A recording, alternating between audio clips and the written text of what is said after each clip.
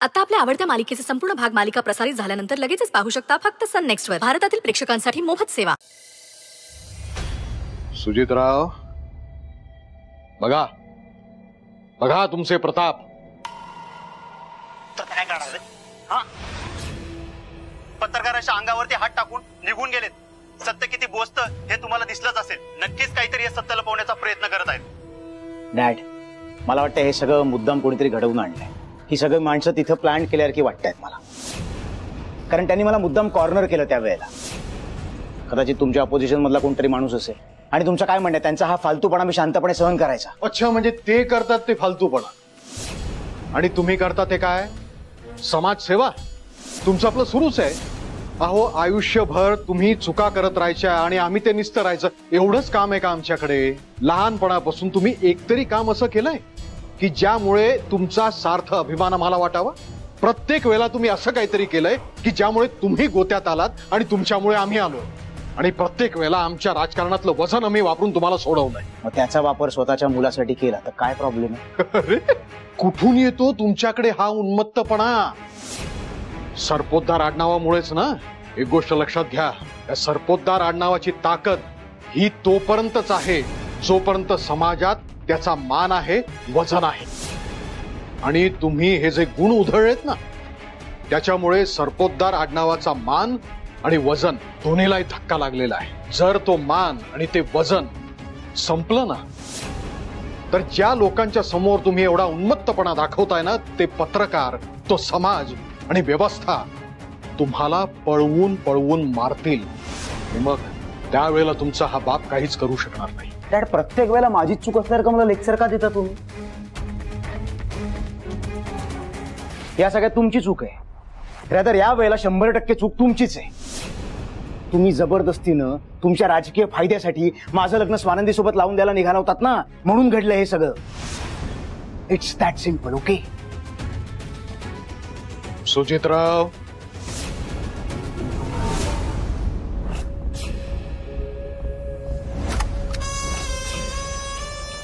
Dad काय करता तुम्ही? डॅड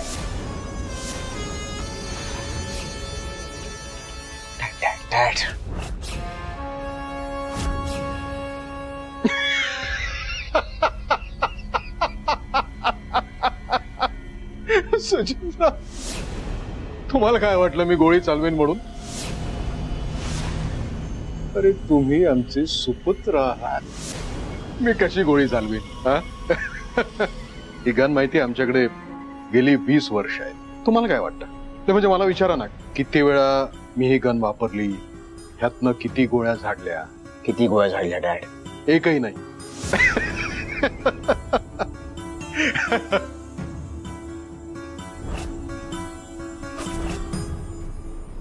हे गुप्ती, हे पण गेले कित्येक वर्ष आमच्याकडे. आम्हाला सांगा बर, किती वेळा ह्या गुप्तीचा आम्ही वापर केला? एकदाही नसेल केला डॅड. आहा, सुजितराव,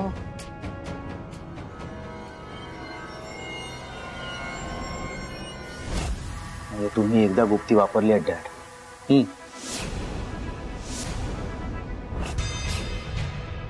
सुजितराव, गुप्तीचा आवाज होत नाही. आपण काम करताना इतकं सफाईदारपणे करावं की त्याचा आवाज होता कामा नये. गन दाखवण्यासाठी असते आणि गुप्ती वापरण्यासाठी.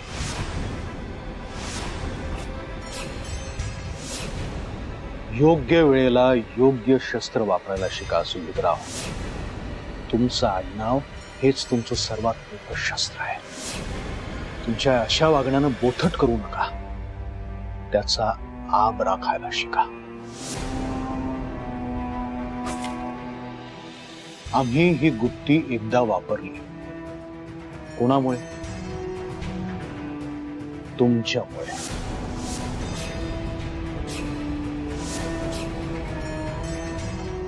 मी डॅड? हो, तुमच्यामुळे. स्वानंदीचे गुन्हेगार तुम्ही आहात हे तिला आणि समाजाला समजू नये म्हणून मी माझे स्वतःचे हात रक्तात बुडवले.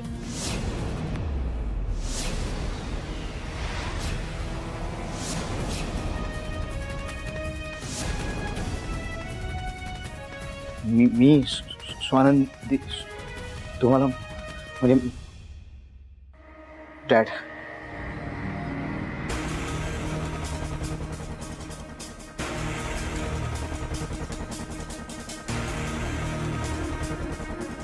सुचितराव, आता समजलं तुमचा बाप काय करू शकतो ते आणि त्यांनी काय केलंय ते.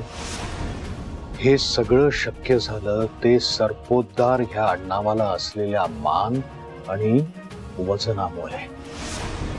आपलं आडनाव सर्पोद्धार हे सर्वात मोठं शस्त्र आहे, हे विसरू नका. आणि जर तुम्ही ते टिकवलंत तर हे पिस्तूल, ही गुप्ती वापरायची तुम्हाला गरज पडणार नाही. आपल्या शब्दासाठी लोक स्वतःचं रक्त सांडतात, तेव्हा आम्हाला शहाणपणा शिकवायची गरज नाहीये. आम्ही जे सांगू तेच आणि तसंच वागायचं.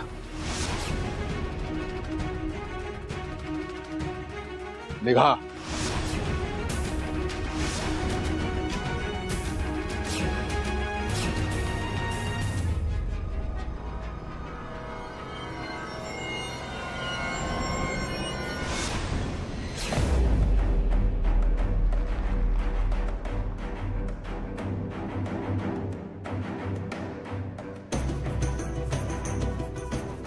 संचिता, ऐकलंच ना सगळं? आलं ना ध्यानात की मी सांगितलेलं समजा ऐकलं नाही तर गेले कित्येक वर्ष माझ्याकडे एक गन पडून आहे ज्याचा वापर झालेला नाहीये. ती कदाचित मला पहिल्यांदा वापरावी लागेल. कळलं ना? That's good.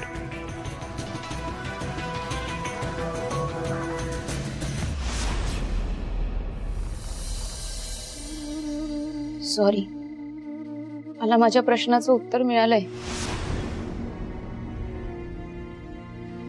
माफ करा मला. तुमचं सगळं व्यवस्थित चालू होतं आणि माझं लग्न झालं तुमच्याशी. पण तुम्ही काळजी नका करू. माझ्या बाळाला तुम्ही आपलं नाव द्यावं ही अपेक्षाच ठेवणार नाही मी. तुम्ही नाव नाही दिलं ना तर मी रागवणारही नाही. आणि हो, माझ्या बाळापासून तुम्हाला कोणताही त्रास होणार नाही, प्रॉमिस देते तुम्हाला.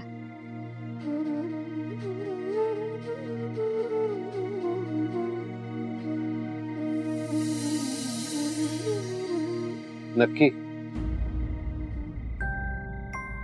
तुमचं बाळ रात्रभर घरात रडलं आणि त्याने माझी झोप डिस्टर्ब केली तर? रडलं तर मी त्याला घराबाहेर घेऊन जाईल. घरभर शिशू केली तर? मी करेन साफ. त्याचं डायपर चेंज करावं लागेल तेव्हा? करेन मी डायपर चेंज.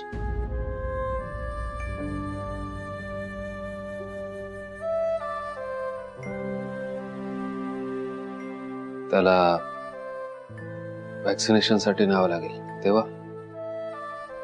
करेन मी.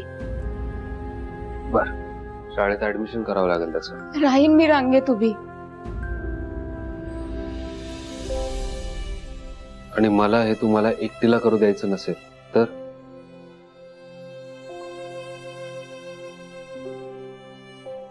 म्हणजे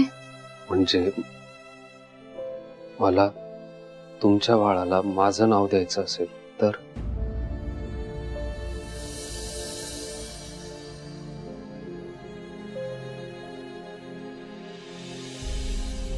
मणिसराव, काय बोलताय तुम्ही?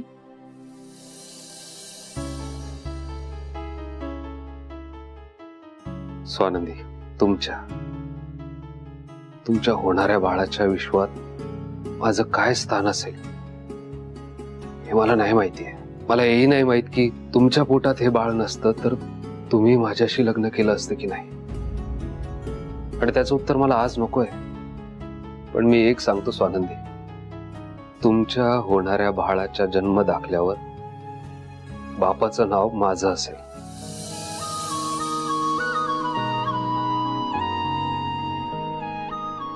त्या बाळाचा मी बाप होऊ शकेन की नाही होऊ शकणार हे मलाही माहित नाही. म्हणजे ते बाळ मला बाप म्हणेल की अजून काही हे नाही माहिती मला, पण त्याला पोरकं कोणीच म्हणणार नाही ही माझी जबाबदारी.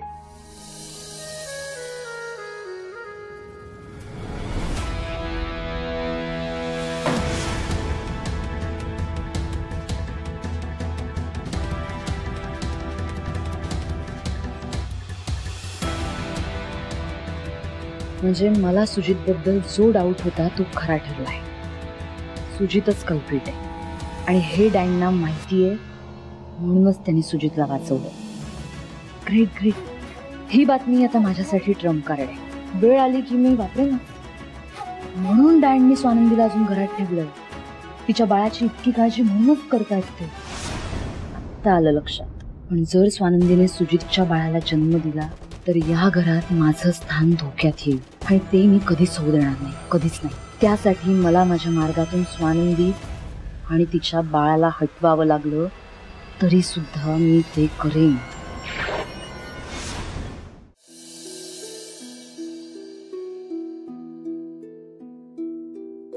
स्वानंदी, तुमचं बाळ माझ्यासाठी पाप नाहीये.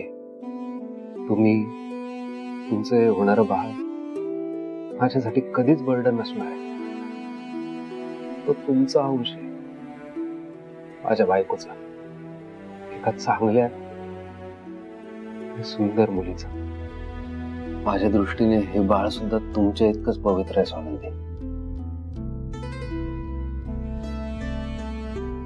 स्वानंदी, मी लोकांच्या टीकेला टोमण्यांना कधीच उत्तर देत नाही, कारण त्यांना प्रत्युत्तर केलं ना तर त्यांचा विजय होता आणि दुर्लक्ष केलं की पराभव.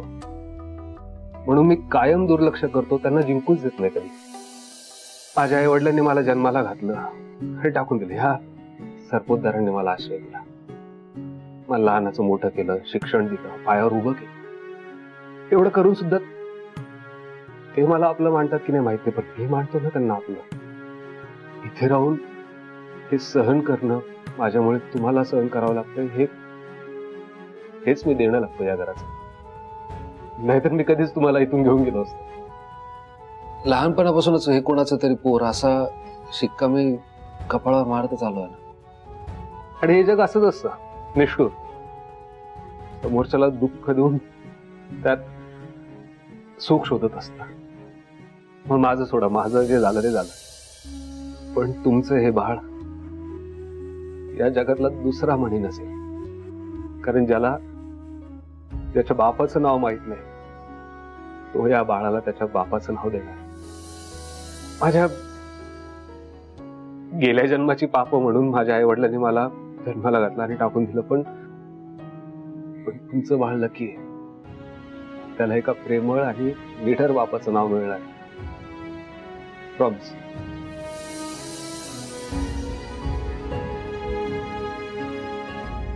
मणी सर,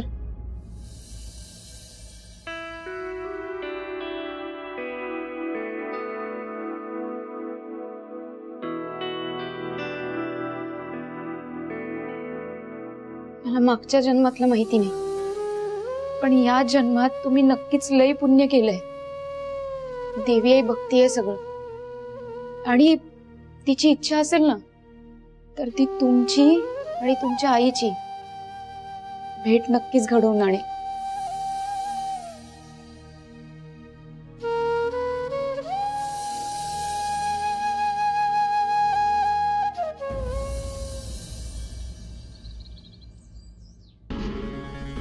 बघा, तुमच्या चिरंजीवांचे प्रताप बघा.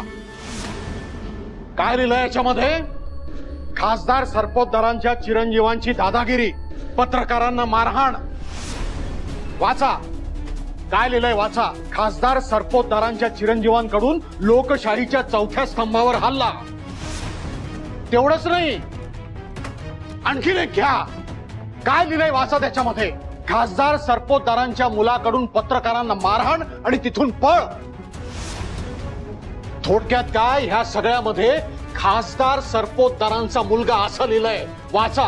प्रत्येक वेळेसारखा सुजितराव गोंधळ घालतात आणि आमचं नाव बदनाम होतं. ह्या सुजितरावांचं काय करावं ना हेच कळत नाहीये मला. तुमचा मुलगा आहे तर पत्रकार तुमचंच नाव लिहिणार ना. त्या स्वानंदीमुळे पत्रकार घेरून त्याला नाही नाही ते प्रश्न विचारतात. त्याची उत्तरं त्याने का द्यावी, किती दिवस द्यावी आणि किती वेळा आणि का. माझ्या मुलाला दोष देण्यापेक्षा त्या स्वानंदीमुळे जिच्यामुळे बदनामी होते तिला विचारा ना जाब. तिला हकलून द्या आपल्या घरातनं, आपल्या आयुष्यातनं. पण नाही, तुम्ही सतत स्वानंदीची बाजू घेता आणि माझ्या मुलाला दोष लावता. या पुन्हा स्वानंदी. उद्या जर मुंबईमध्ये कमी पाऊस पडला ना तर स्वानंदीमुळे पाऊस कमी पडला असंही बोलायला मागे पुढे करणार नाही तुम्ही. तिच्याविषयी इतका दुस्वास काय तुमच्या मनामध्ये. त्यापेक्षा तुम्ही असं का नाही करत, तुमच्या चिरंजीवांना नागरिक शास्त्र शिकवा. त्यांना शिकवा लोकांशी कसं बोलायचं, कसं वागायचं ते. आपण एका लोकप्रतिनिधीचे चिरंजीव आहोत, तेव्हा काय करायचं काय नाही करायचं हे शिकवा तुम्ही.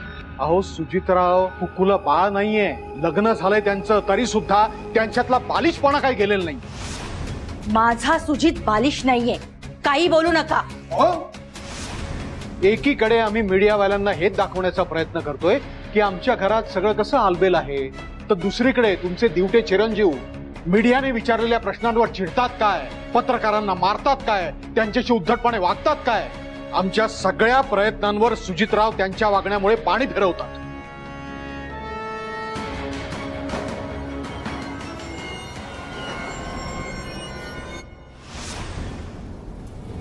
त्यानं चिडून लाज घालवली असली तरी मी शांत डोक्यानं ती परत मिळवायला हवी. डॅमेज कंट्रोल करायला हवा. आज सुजितला विचारले जाणारे प्रश्न उद्या तेच पत्रकार मलाही विचारायला कमी करणार नाही आणि त्यावरून माझी इमेज खराब करायचा प्रयत्न होऊ शकतो. ते माझ्यापर्यंत पोहोचायच्या आधीच मला काहीतरी करावं लागेल आणि ते आत्ताच करावं लागेल. सदा, ए सदा. हो सर. इकडे आत्ताच्या आत्ता जा. सुजित, संचिता, मणी, स्वानंदीला सांग की मी बोलवलंय म्हणून. बरं साहेब. चौघांना इथे का बोलावलंय यांनी, काय शिजत असेल यांच्या डोक्यात.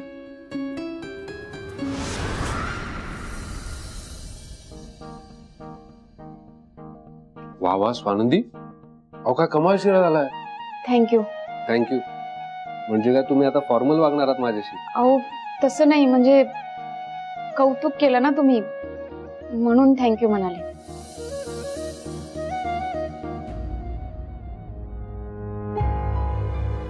हे काय, तुम्ही खात का नाही.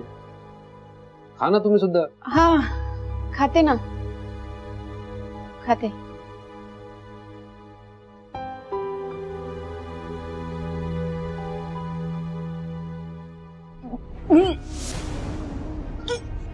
आनंदी, स्वानंदी काय होतंय. एक एक एक मिनिट. पाणी पाणी सावकाश. पाणी. तुम्ही एक काम करा, तुम्ही या या इथे बसा. बसा सावकाश. काय होतंय, बरं वाटत नाही का, म्हणजे ऍसिडिटी वगैरे असं काही झालं का तुम्हाला आता. नाही, ते गोडाच्या वासाने आणि तुपाच्या वासाने कसतरी होत आहे, खायची इच्छाच होत नाहीये. हा मग मी एक काम करतो, मी बाहेरून समोसा वडा किंवा दाबेली वगैरे असं काहीतरी घेऊन पण सर या नावाने बी मला कसतरी होत आहे, मळमळत आहे मला. मला नाही खायचंय बाहेरचं काही. हो असं कसं, काहीतरी तर खावं लागेल ना, न खाऊन कसं चालणार. किंवा ते बाळासाठी औषध. बाळासाठी बाळालाच विचारा की त्याला काय खायचंय काय नकोय. अच्छा असं आहे होय. ए बाळा, तुला काय खायचंय. नाही नाही तू सांग, तुला जे हवंय ते सगळं आणून देणार मी. तुझी आई काय सांगत नाहीये, तूच सांग. सांग बघू.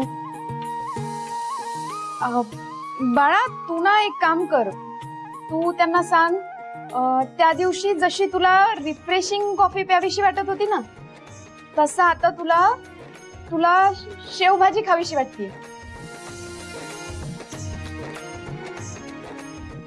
शेवभाजी? शेवभाजी. शेवभाजी असं अचानक कुठून मिळवणार शेवभाजी? ही मला नाही माहिती कशी मिळणार, कुठे मिळणार. मला शेवभाजी खायची आहे म्हणजे खायची आहे. मला शेवभाजीच खायची आहे आणि मला वॉर्डन मॅडमच्या हातची जशी शेवभाजी होते ना तशीच खायची आहे.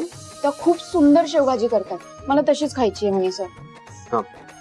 तुम्ही आवरा, आपण हॉटेलवर जाऊ जेवायला. नाही म्हणे सर, हॉटेलची नाही खायची आहे, म्हणजे घरगुती चवीची खायची आहे. वॉर्डन मॅडमने केली होती तशीच खायची आहे. बरं ठीक आहे, मी वॉर्डन मॅडमला फोन लावतो.